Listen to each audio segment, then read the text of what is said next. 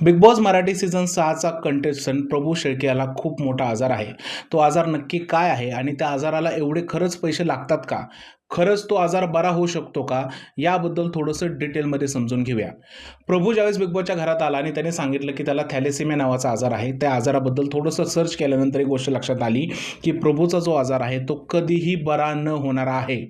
प्रभूला जो आजार झालेला आहे तो आहे थॅलेसेमिया, म्हणजे हा जेनेटिक आजार आहे. या आजारामध्ये बॉडीमध्ये योग्य प्रमाणात हिमोग्लोबिन तयार होत नाही. आता हिमोग्लोबिनचं काम काय असतं, तर हिमोग्लोबिन बॉडीच्या प्रत्येक अवयवाला ऑक्सिजन पोचवत असतं, पण ते हिमोग्लोबिन योग्य पद्धतीत तयार न झाल्यामुळे माणसाला थकवा जाणवतो, अशक्तपणा जाणवतो, चक्कर जाणवते, श्वास लागतो आणि त्याच्या हृदयावरती सुद्धा ताण येतो. जर का योग्य पद्धतीत हिमोग्लोबिन तयार नाही झालं तर ऑर्गन डॅमेज होण्याची सुद्धा दाट शक्यता असते. कधी कधी या आजारामध्ये एक मेजर आजार असतो, त्याला मेजर थॅलेसेमिया असं म्हटलं जातं आणि तोच प्रबल आहे. यामध्ये आठवड्यातून एकदा रक्त चेंज करावं लागतं. आता रक्त चेंज करावं लागतं म्हणजे काय, तर रक्तवाढीचे इंजेक्शन द्यावं लागतात किंवा रक्त बॉडीमध्ये भरावं लागतं. पहिलं रक्त काढून दुसरं भरायचं नाही, तर हिमोग्लोबिनचं प्रमाण कमी झालेलं ते वाढवण्याचा प्रयत्न किंवा वाढवण्याचं काम केलं जातं आणि प्रभूला ते करावं लागतं. म्हणजे 3 ते 4 आठवड्यातून त्याला ते करावंच लागतं. आणि सगळ्यात दुर्दैवाची ही गोष्ट आहे की हा आजार कधीही बरा होऊ शकत नाही. बऱ्याच केसेसमध्ये जर का बोन मॅरो रिप्लेसमेंट केलं तर हा आजार बरे होण्याची दाट शक्यता आहे, पण त्याचा खर्च अफाट आहे.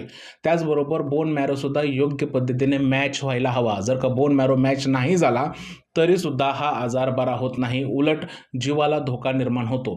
त्यामुळे प्रभूचा पूर्ण उपचार होणं अशक्य आहे. जर का त्याला पूर्ण उपचार करायचा असेल किंवा पूर्ण बरं व्हायचं असेल तर बोन मॅरो ट्रान्सप्लांट करण्याची गरज आहे. अशी सध्या जी माहिती या आजाराबद्दल आहे त्यामध्ये लिहिलेलं आहे. हा आजार खूप जास्त रेअर आहे, मध्ये प्रभूला खूप जास्त त्रास सुद्धा होत असेल. पण इकडे एक विचार करण्याची गोष्ट आहे, एवढं सगळं असताना सुद्धा ते पोरगं बिग बॉसच्या घरात आहे.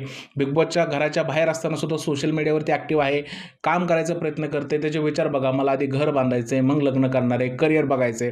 म्हणजे माणसाने याच्यातून गोष्ट शिकण्यासारखी आहे की तुम्ही किती जरी थकला असाल किंवा किती आजारी असाल तर तुमचे ध्येय नेहमी लक्षात ठेवायचे असतात आणि सगळ्या अडचणीवर मात करून पुढे जायचं असतं आणि हे प्रभूकडनं शिकण्यासारखं आहे.